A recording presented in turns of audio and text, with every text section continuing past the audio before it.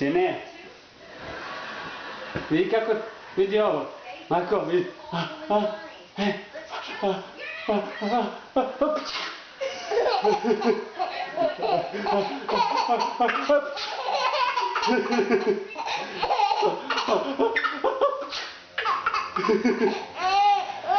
Chi attacca?